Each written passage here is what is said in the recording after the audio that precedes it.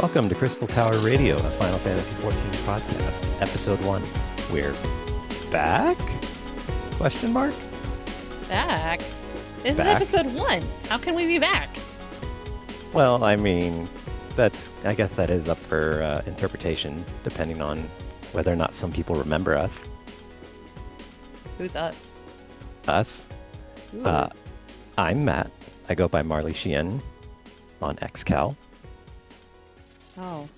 Hi. Who are you? Who are you? That's a very good question. Bits go on forever. Welcome to Bits. Bits are happening.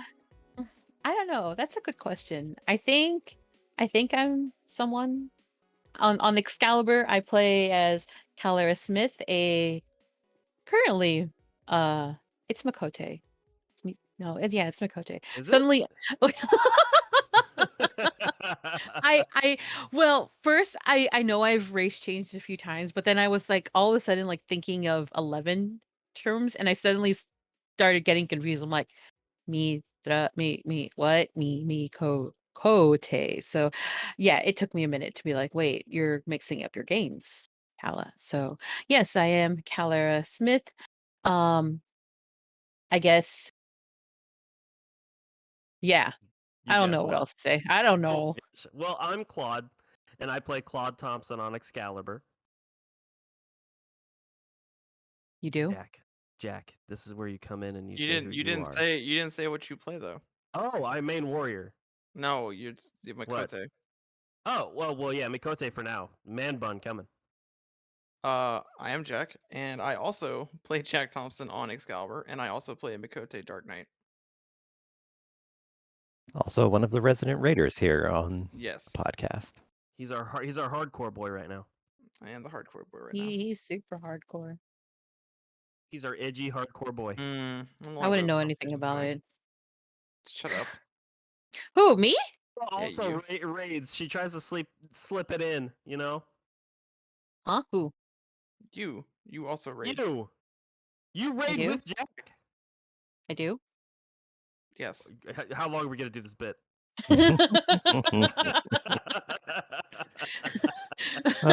So, welcome.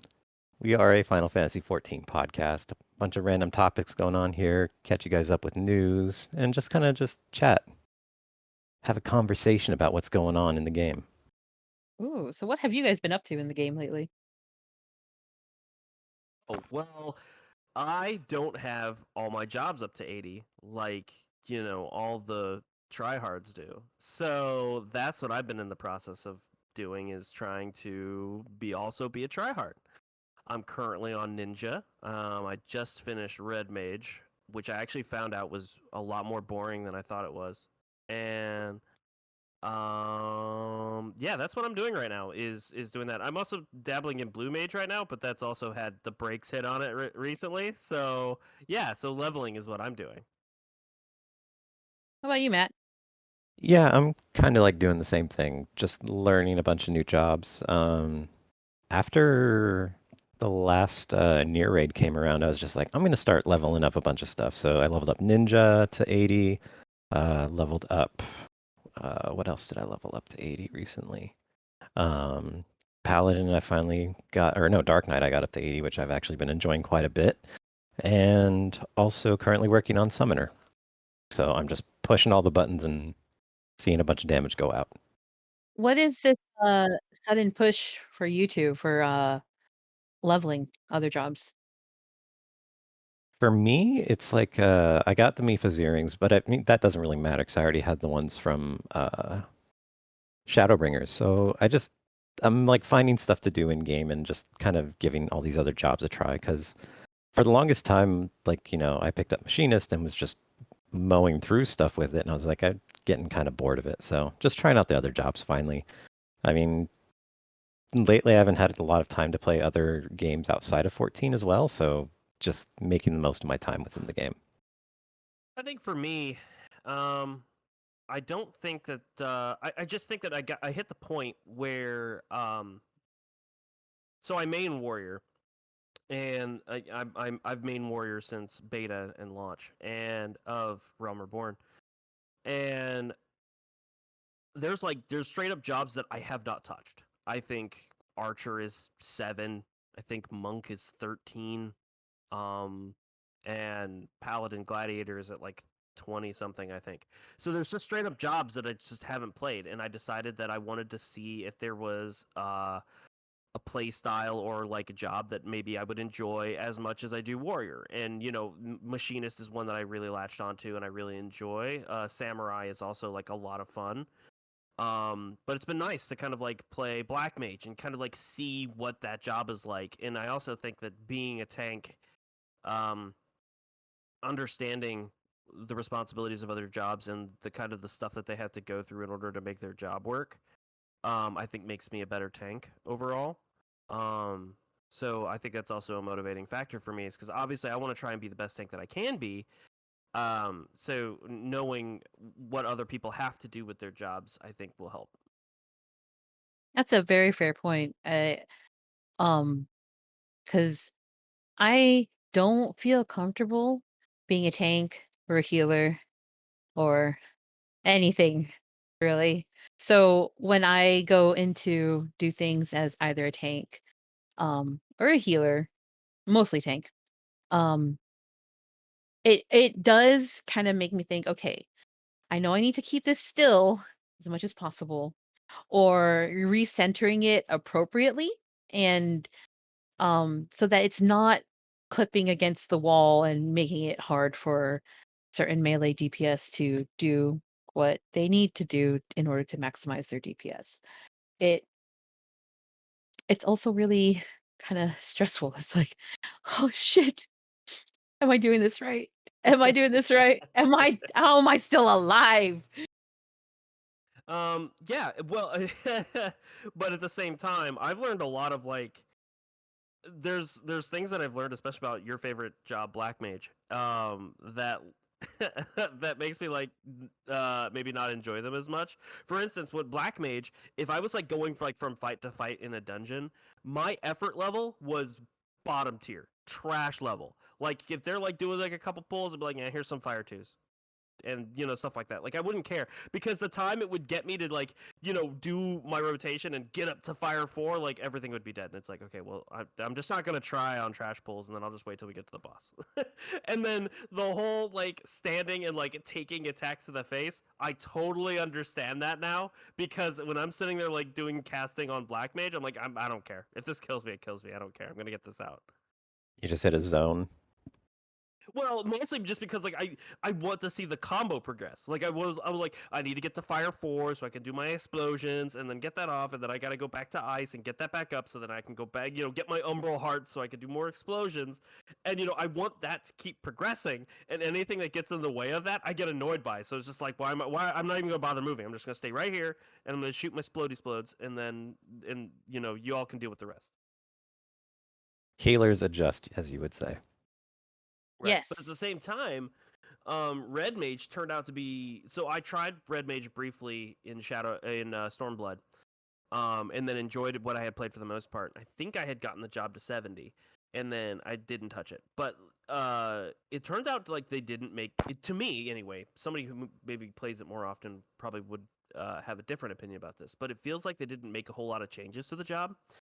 And so it feels so at 80, it's a less interesting job to me than Black Mage was, because there wasn't any meaningful additions to the rotation or anything that necessitated I changed what I was doing. Everything from 70 to 80, everything that they added was just like it was like another thing that they just added to the combo you were already doing. So like at the end of the combo, it's like what's that final attack that spawns at the end of that, Kala? It's scatter. I can't remember. All I know is that it lights up and I'm supposed to hit the button. Exactly. It triggers a proc, and you just push the proc and you move on. There was nothing like that fundamentally changed about the Red Mage job. Like they didn't, the really cool dynamic about Red Mage is like the dashing in and doing the melee attacks and then jumping back out and then doing for flare for holy, and then so that aspect, but they didn't like change anything there, or they didn't add anything kind of to that mix to make that more interesting, like, a reason to stay in longer or a reason to jump out sooner or, anything like that I think like dynamically changed or dynamically made it more interesting to play from 70 to 80. It just felt like roughly the same job from that standpoint. Well, they did give you the one tool that keeps you from jumping out to end a combo, so that way you don't, dragoon it. Right, but that's to stop people from fucking it up. Right? Oh God, excuse me. We got to deploy the beeps already. But that's just to stop people from goofing it up before, like they were before. Because you're like, well, the only way I can activate this is I have to backflip. So you either have to like intentionally run forward, then backflip onto the platform, or you're just backflipping off of the platform and you're gonna die. I think that's what happened a ton in Omega. So so that it was almost a requirement that they give you a way to not have to backflip. Fair enough. I. Are you Oh, mad no. Yeah. because I was the one that goofed up? No, I'm not mad. No, Okay. I'm thinking more of just the red mage flippies, and and yeah, no, I mean, like I have many different feelings about it. But Jack, what about you? What have you been doing in game? I've been raid logging pretty much. I've done almost like not everything I wanted to do because right now I'm doing Eureka to get the armor fending. Mm-hmm. But like I've gotten all of the trial mounts, so those are done.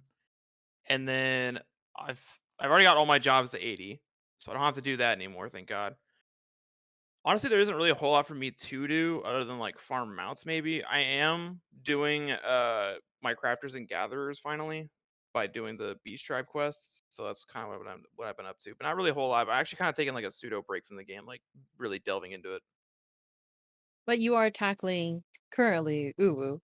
Yes, I am currently tackling Uwu with Calaera, and it is very difficult. It is a very difficult fight, and not really the hardest ultimate either, because I know Ukab and T are not much harder, but they're definitely harder. But it's fun. I'm having a lot of fun. Well, I guess my perspective is different. Maybe it is hard. I don't know. Like right now, it just feels like just trying to learn the mechanics of it. So I said, yeah. So I said with a couple of my friends earlier, the hardest part about Ultimate is, do you have the mental fortitude to keep pushing through those same mechanics of that fight every single time? Because I think Yes. it's a little different than Savage, where it's just one boss. You have to fight multiple bosses. So I feel like, and the way we have to do it, especially, I think it's the way everybody does in Ultimate. But like, if you mess up one mechanic, you have to completely wipe and start all over. So I think it's like the hardest part is, do you have the mental fortitude to keep pushing through the entire time? And when you don't, you take a break and go do the summer event. Yes, and you get the polar bear. Yes, and go get your polar bear. And you go get your polar bear. Although I am kind of bummed that this year they didn't throw in the giant wall again. Yeah. Oh, yeah. I know you're talking. Yeah, that is a little sad. Give me back my pseudo ninja warrior stuff. But I guess if you really wanted it, you could just go do that over in the gold saucer. And you also have Kugane too, because they have the Kugane jumping puzzle as well. Yeah. Oh man, I forgot about that actually being a jumping puzzle too. Yeah. Good point. Yeah, that jumping puzzle is actually just kind of stupid at night because you can barely see anything. Mm-hmm. Have you done it? Is there an achievement for doing it at night? No, there's nothing. You get absolutely nothing. I don't even think there's like one of the sightseeing points. I don't even think there's one up there. I think it's literally just take a picture and that's it. No, I'm fairly certain there's a sightseeing point there. Okay, there probably is one there. I was probably thinking like, I know the summer one didn't have one obviously because it doesn't show up, but Have you done it? the summer one or the Kugane one? The Kugane one. I think I did. I think I cheesed it though, because you can just use Blue Mage and kill yourself, and then somebody can raise you. Ah. Yeah. Son of a bitch. Oh, Matt, there's a bleep. No, that word's okay. We're safe. I did my research. Excuse me. So in addition to the summer event that's currently underway, we also got the Rising next week, which is, the annual Final Fantasy kind of just 14 event, the celebration of the game existing. Is that the one where Yoshi P usually has the messages at the end? Yes, I like and that it's one. always so heartwarming, It's very heartwarming. so special. I always feel like he's like actually talking to me. Literally, just done the Rising. right to you. What? I don't think I've ever done it. Are What? you serious? Are you kidding? I should specify that I haven't done a whole lot of events. I think I maybe did like a Halloween event one year. Oh man, The crossover events I kind of did, like the Yokai Watch one I really phoned in. But like the 15 and 13 events I did. But like, I haven't really done like the summer event, the Rising, the Christmas events, the Valentine's Little Day Ladies' Day. events. Yeah, like I haven't done like any of those. Oh man, I'm you missed out on terrible. so much free stuff that you you would got- have you to missed just out on, like- buy on the shop now. Yeah, you missed like a lot of mounts. He was a snowman mount.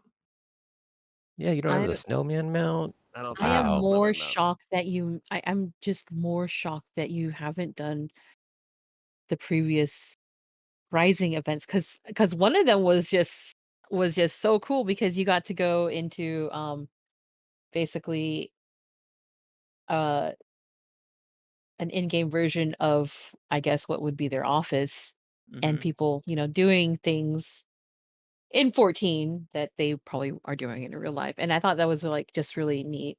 And people were talking about like it was really cool. And I think it was the 13th floor. Was it the 13th floor or the 14th floor? I think it was the 14th floor. But yeah, Yeah, it was make the sure you 14th floor. give it a look this year, Claude. I I'm think gonna you'll have like to give it. it a look this year. Yeah, they don't take very long either. They take like maybe 10, 15 minutes. Yeah, people keep telling me that. They're always like, "Hey, it's really quick," and I was like, I could be doing other stuff, and I don't okay. do that other stuff either. We just see who loves the game more. It's fine. How dare you? Yeah, I'm excited, but I mean, with the more recent Moonfire Fair, I was kind of I mean, I hate to use the word disappointed, but I guess surprised. Underwhelmed? Yeah, it was really underwhelming. Often they have like the jumping puzzle and Mhm. other things. It just felt like, oh, okay. And that was it. And you were done. And yeah, I usually look forward to it and looking forward to seeing a whole bunch of people on the beach and doing crazy things and not so much this year. Honestly, it just felt like they're crunched for time. Yes, Because and yeah, that's why I feel awkward saying disappointed because I know Endwalker is practically around the corner. So Yep. Please give me a job trailer, please. I need it. 3 whole months around the corner, I but really yes, just around need the it. corner. Hey man, yes. from like when did we see it? It's like April, right? When we saw the full job trailer. I mean, it's already August, so like, I mean, we blink and it's gonna be November. Oh yeah, I'm so ready. Nothing. There's like nothing that's going that beats that expansion. Just story blitz. Just story. Especially since we know that we're getting the completion of the story in the X-Pack itself. The entirety of the X-Pack is going to be the conclusion of that story. So just knowing that is just gonna make me like just sizzle through it. I mean, it's gonna. I am just entirely excited to be done with the Ashians. I love everything about Shadowbringers, and I've loved every single story of Final Fantasy except for maybe like Stormblood. But I am so tired of like every big thing, and I'm so like Eden. I was so excited for Eden. Eden was so exciting, and then they're like, "It's an Ashian," and I'm like, "Great, can't wait." Surprise! Yeah. I was about to say we're almost out of seats, so yeah, I think that does have to wrap up very Yes, soon. please, thank God. Yes. Yes, it does. I feel kind of it's bittersweet, like because it's it started way in the beginning and now It, here we are and it's like, whoa. kind of crazy to think like I'm sure new players I have it very fresh in their mind, but like for us, because I started in 2015 when I was a junior in high school, and I still remember I was it's like level 20 quest in Old Daw, and you fight a masked man and you get a crystal, and that's like how it all starts. And it's crazy to think how long ago that was. For me, that's how long it was, Matt. No, I think you're right, but I think No, you're right. the thing that I'm looking forward to the most is, or the thing that I take away from that is, it's going to be really cool to see what the team does now that they finally break the shackles of everything from 1.0. Like, basically, that this is what this is that this is the complete end of everything from beginning to end. Now, you could argue that the ending of the Coil of Bahamut was the ending of everything left behind in 1.0. But I think that I think that being able to start completely fresh with a narrative all their own, with very little ties to everything that came before, I'm very, very excited to see where they go after that. I'm so extremely excited, obviously, to see Endwalker from beginning to end. I cannot wait to see how they wrap everything up, what they come up with this for finale. I can't wait to fight Anima until my eyes bleed. But like, what comes after Endwalker, I'm almost more excited for. Yeah, definitely to see where is the story going to go. One of the thoughts that have been in my mind is, are we going to see something similar to what has happened on the first, um with just the overwhelming amount of light that has happened because they had vanquished all those enemies and everything. And I know that we know of it and we're mindful of it, but it's not stopping us from curb stomping everything. Well, yeah, because the alternative is just to let everything curb stomp, people. Yes, exactly. I think that that's part of. I think that's um part of it in Shadowbringers, and what happened on the first with the flood was that they couldn't stop. Like, they couldn't just like stop helping people. Maybe it sounds terrible, but if you're like, maybe they pick their battles and they're like, maybe you don't defeat all the villains. Let those robbers, kill that family and take their stuff. But like, they couldn't stop helping people. Now, it was obviously the Ashians' plan that they do that, and they fed into it, leading to the Sin Eaters. So that there was that direct manipulation that led to the flood. We don't know that in a vacuum that still happens, because the Ashians were still making it move in that direction. Yes. But that's the hero's conundrum. That's the kind of the question that was posed about when you do, you can't not help people. You can't, then you're not a good guy anymore. You know what I mean? Almost a fun twist on the trope of, you either die a hero or you live long enough to see yourself becoming the villain.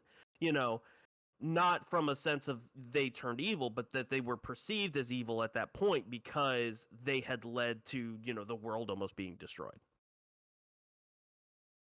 Them being the heroes of light in the first. Yes.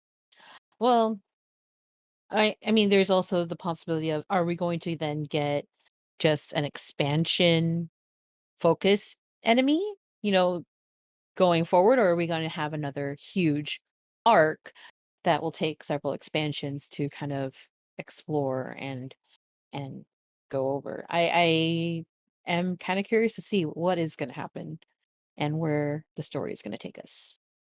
I'm curious as well. I mean, I don't want it to be another 10-year arc, just because that felt like I don't know, it feels like it's been going on for so long. I wanted to move on past everything that has been happening, but at the same time, I am super excited to see it finally come to an end. Yes. I mean, it's been a really long Like, journey. I built a new computer when 1.0 came out, and have just been steadily updating it You to keep needed up. one when 1.0 came out.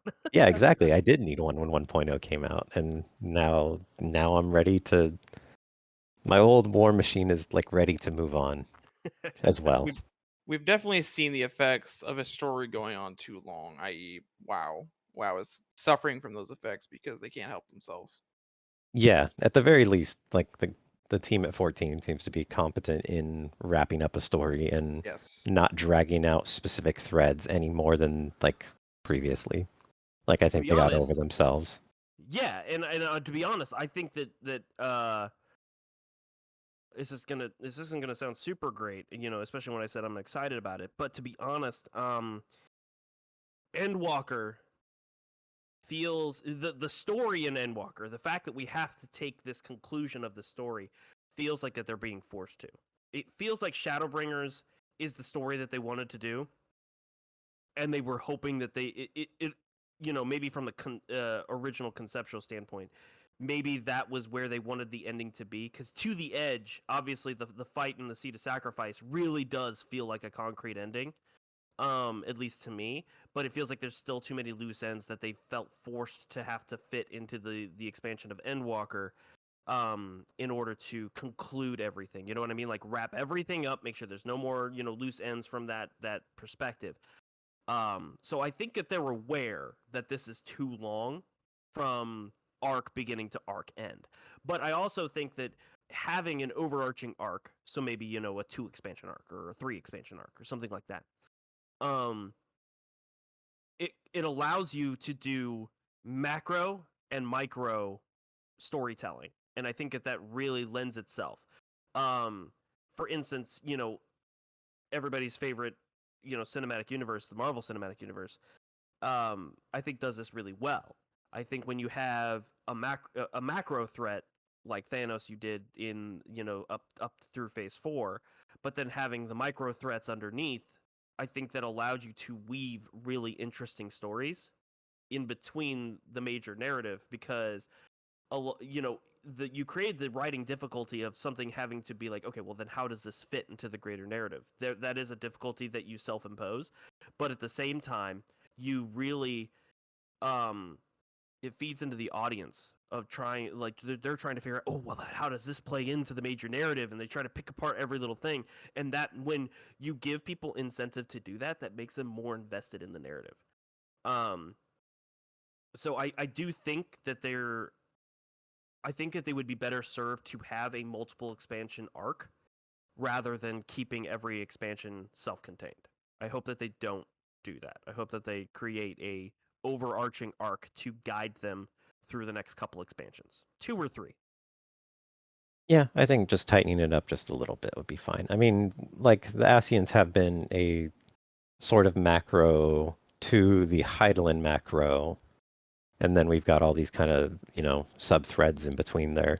And hopefully, like, going to the moon and everything else that happens there dovetails into a new big bad. Because, I mean, technically this is supposed to be the end of the Heidelin Zodiac arc. So we'll see. I mean, 3 months away. 3 months away. It feels so close and yet so far. We're gonna Like, pilot them. I can watch that trailer over and over. We're gonna pilot them like robots, and they're gonna fight each other. God, no. That's just what it's going to be. Just a big mecha fight at the end. Yep.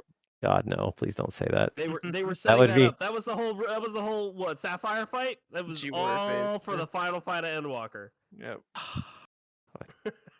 They have weird legs that don't look right.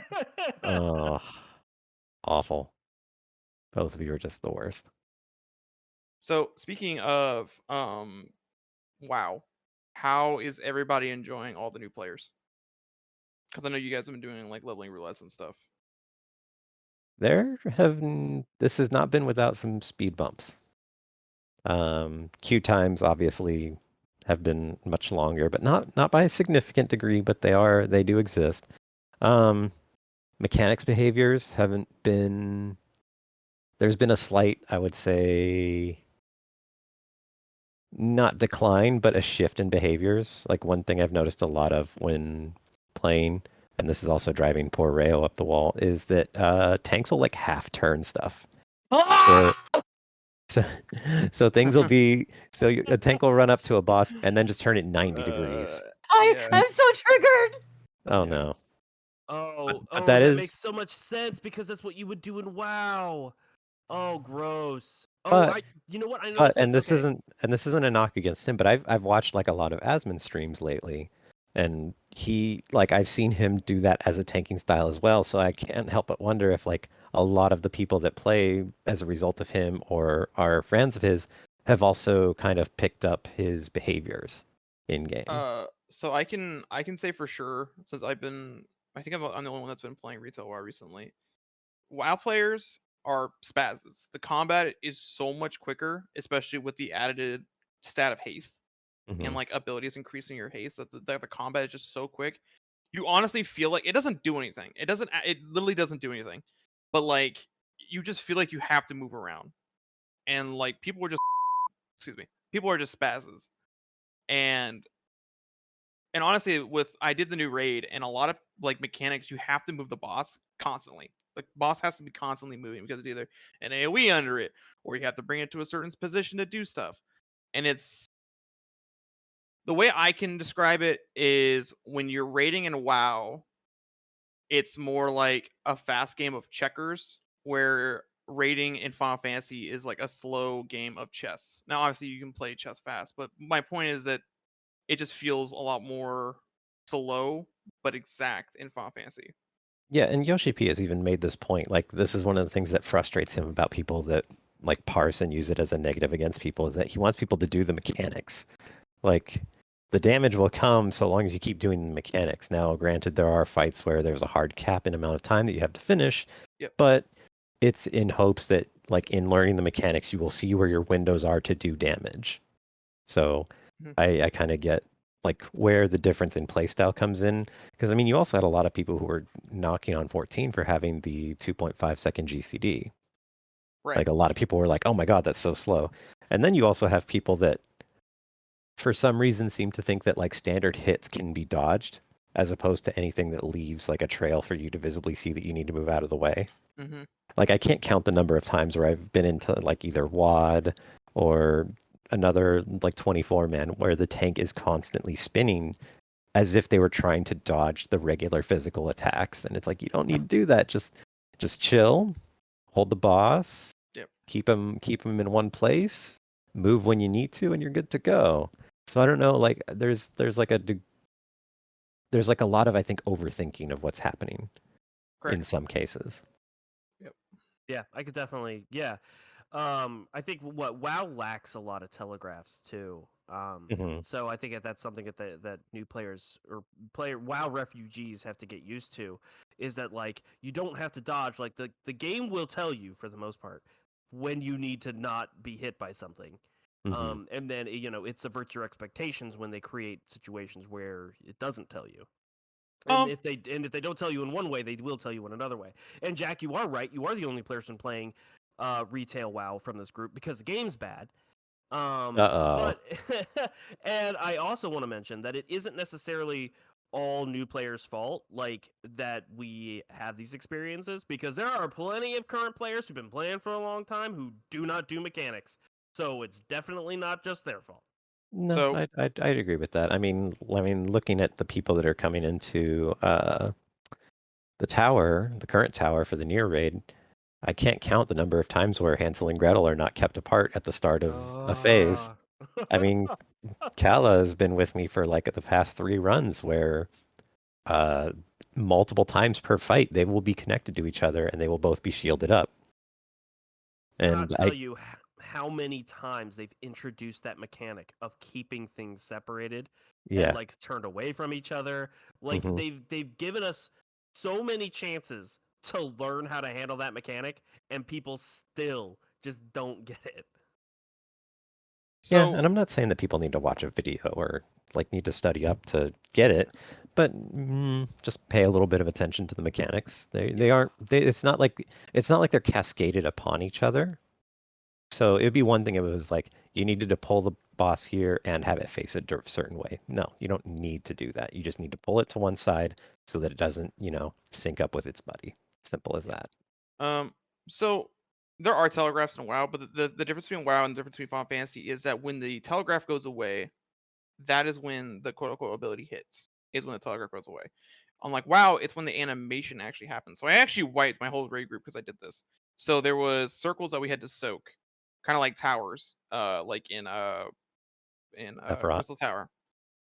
And when the telegraph went away, I moved, and I shouldn't have because it doesn't register that you were in there when the telegraph goes away. It registers when the animation goes off. So I think that's what Oh. also they're looking at, is they're looking at the animation versus the actual telegraph just going away. Oh, yeah, that's a fundamental difference. That'll Yeah. get you killed a lot if you get Yeah. that mixed up. So, and another thing is, like, I'm not gonna talk about this a lot, obviously it's a Final Fantasy 14 stream. I would like to point out there's a lot of good actually in our retail. The rating, well, other than this one, because this one's got it's a massive problem. So the rating is actually really good. It's very well designed. It's very fun. I like the multiple bosses. I like the trash. It feels like you're constantly moving versus Final Fantasy, where you just have one boss you're looking at for 3 hours every day for 3 weeks. Excuse me. This is a Final Fantasy 14 podcast, the critically acclaimed MMORPG that includes with a free trial that includes the entirety of A Realm Reborn and the award-winning Heavensward expansion up to level 60 with no restrictions on playtime, and we slander the opposition. WoW bad, Final Fantasy good. I'm pretty Play sure this everyone game. has that meme by heart. But going back, everything about Final Fantasy I would take over WoW. The overworld content is so much better. The leveling is better. The story for sure is better because they don't know what the heck they're writing over there. They have a new niche every week. But did any of you? Okay, so like I have to bring this up because this is like the most frustrating thing. Have you guys played WoW like in its early ages, Yes. I or played like during- Warcraft, or like Warcraft? Yeah, I played TBC. Okay, so you know the Nathrezim, right? We're like the Mhm. servants of the Legion. Yes. Yeah, psych, they're not. They're actually servants of the freaking jailer or whatever, and it was like the Legion was like a whole ploy of like the jailer's plan. Just Yeah. a huge gotcha. Like, wow, that's bad. That's bad Yeah, writing. It's That's really writing. bad. It's bad writing. They like, I don't know if you guys have seen, there's a rage video about how bad the lore is, and he like loses his mind during Final Fantasy stream. You need to go watch it because it pretty much summarizes everyone who does lore videos on that game. It's bad. Anyway, I'm done talking about WoW, but oh god, the writing is terrible. What about At the end of the day, enjoy your game. Yeah. What are we We're talking- not here to crap on Correct. anybody's experience. What about Sorry. music? The music in WoW, the music in Final Fantasy. Well, the music in WoW right now, but we can segue into music in Final Fantasy. So the music in the WoW, it's forgettable. Because- I was about to say, the fact that you, that just came out. Yeah, the fact that you I didn't just have an immediate response tells me how I forgettable it is. honestly, like, if I were to go through the New Zone, the Maw, the Sanctum, there really isn't music. And What I, is and it I, then? I really mean that. It's just like the ominous sounds of like chains in the background when you're in a raid. Hmm. There really isn't any good overworld music or like Hmm. good raid music. And honestly, WoW has never really had that. It's had some good fight music, but I can't really, throughout all the expansions, I can't really think of any good, like, amazing soundtracks. So Now, you Final couldn't. Fantasy, on the other hand, I was about to say you couldn't name a specific track like for the name, whereas Ye- we could just be like, we could just all just say 3, 2, 1 to the edge, and it's like, oh yeah, Yes. everybody knows what that is. My memory sucks. But the only one I can remember is the Ragnaros theme, which is like its freaking main title song. But that's like the only one. Hmm. Like BFA, Legion. I played Legion. I played BFA. I played Shadowlands. I cannot, for the life of me, remember a single song from any of them. And I feel bad because there's so much good like acting for one. Like Laura Bailey, I love Laura Bailey, and the fact that she's doing such a good job as Jaina, and they're just not at all doing good writing is so frustrating because her talents are so being wasted in that game. Mm-hmm. Speaking of To the Edge, 14 or the next soundtrack in the 14 series is out on what was that, September 15th? Oh, So, the part 2. yeah. Yes, dude. Death Unto Dawn, which I've got mine pre-ordered. I'm also looking at other stuff to pre-order right now, actually. So I was looking at the cookbook. I was looking at whatchamacallit. What else was I looking at? The encyclopedias are getting reprinted, but I Mhm. actually managed to pick those up from FanFest, so I don't need to get that. There's a poster book.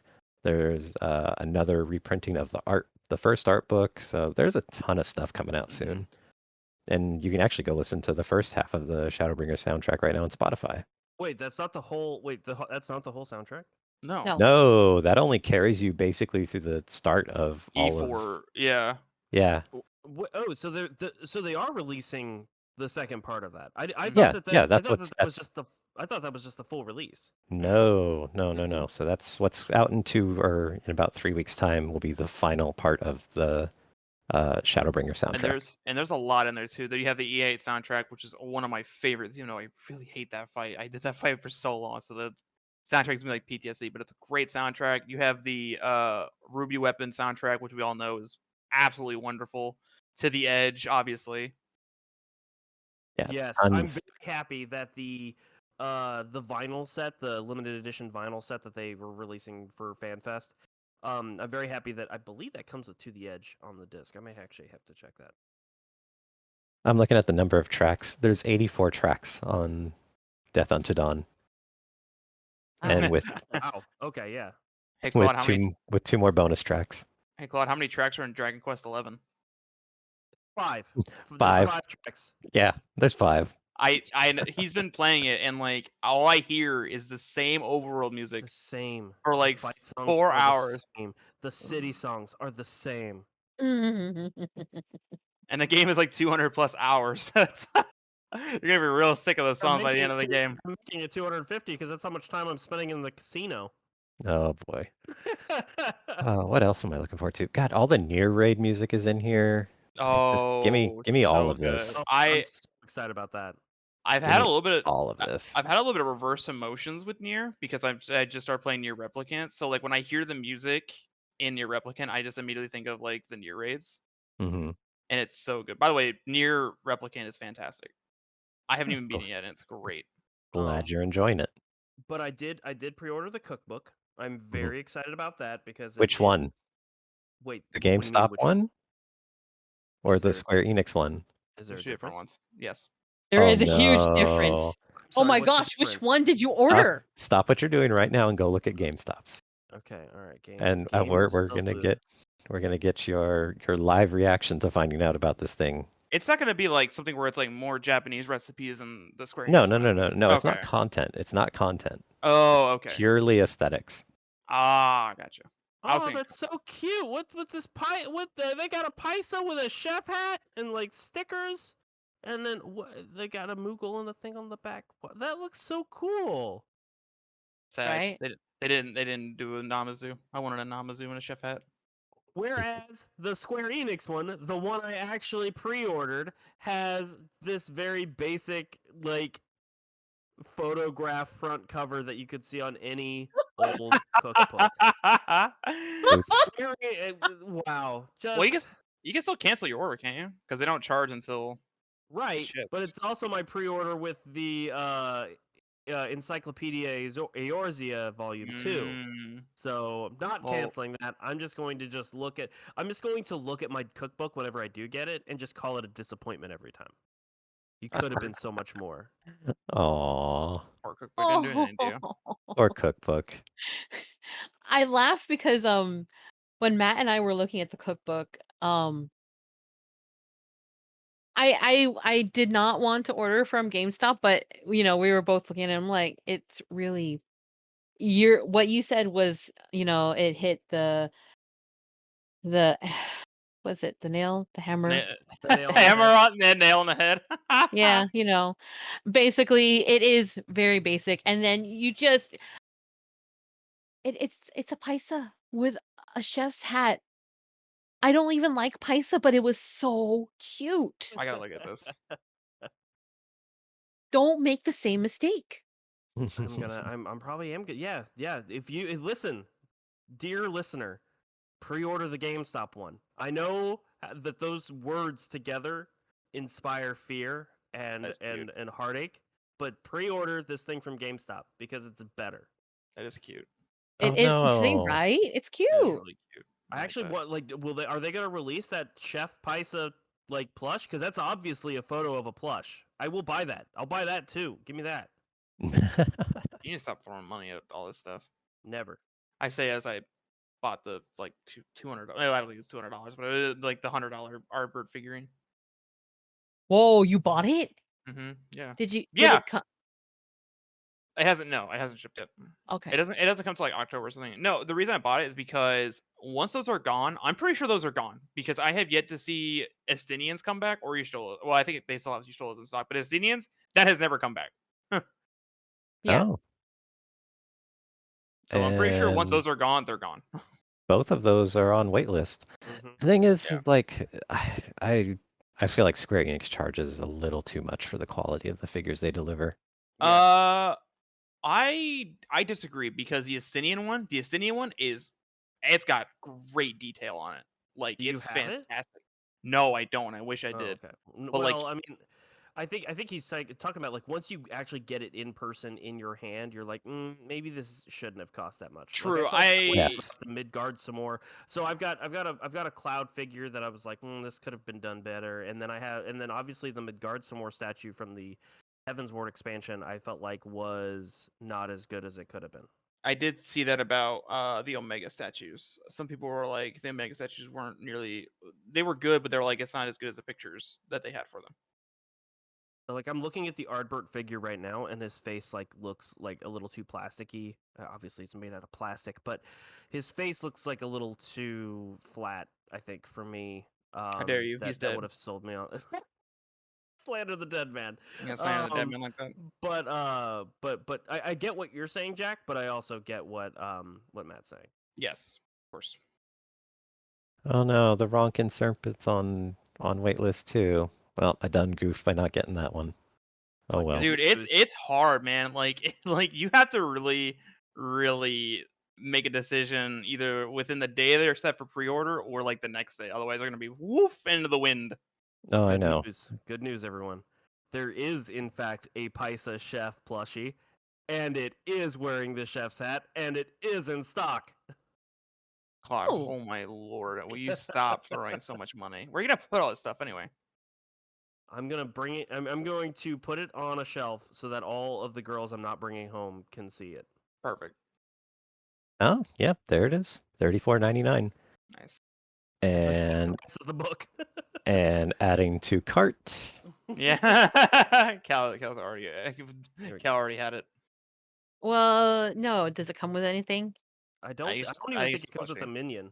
Then I'm not getting it. Okay. No, That's it does. It actually It does. does? Wait, Okay, okay. shit. Oh, yep. The plushie also an includes. bonus item code. Yep. Yep. All right, I might get it then. For what? What is the item? It's a furnishing. So It's the a furnishing. stuffed Paisa chef indoor furnishing. I'm not Look, even gonna Cal, try and say I it don't on know. camera. Oh, you really? I thought the moment they said furnishing, you were already all over it. Well, it depends on what kind of furnishing. I'm kind of like the lamp. Sure, I bought 2 of those. But no, I'm not gonna get another. So- I mean, if it were something worthwhile, then yeah, I'll Yeah. get it. So But that is not. I want to talk about that. I know this isn't part of like our like list of things, but like designing a house in Final Fantasy 14 is really hard.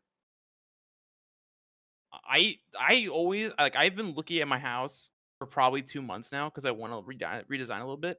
I can't figure out what the heck to do with it Hmm. because there's so many options and my brain just like fries out. Cal, what would you say is harder? Redesigning the house or respecking your character to be a different race? Because you do both of those things at a regular interval. Very true. No, excuse me, Yes. sir. I have not fixed the house in several months. Because you keep changing your mind. Shut the hell up. So, but which one's harder? Not to mention The you've done house. Oro The and house. your sister. The house. The house. I Hands guess down because the when you house. change, when you race change, you actually have a rather set design Yeah. for your character in mind. So that actually makes a bit of sense. Yeah. Plus, I like, mean, go ahead. plus, like, whenever you like want to go online for like ideas, because that's what I did. Because I wanted like the upfloor to look more like blacksmithy. When I looked Mhm. for ideas, I was like, I don't know how in the world I'm ever gonna do this or get the money to do it because furnishings are very expensive. Well,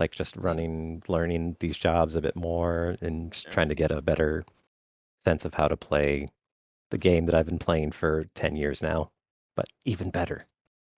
Well, that Amaro mount, man, it's great. Yeah.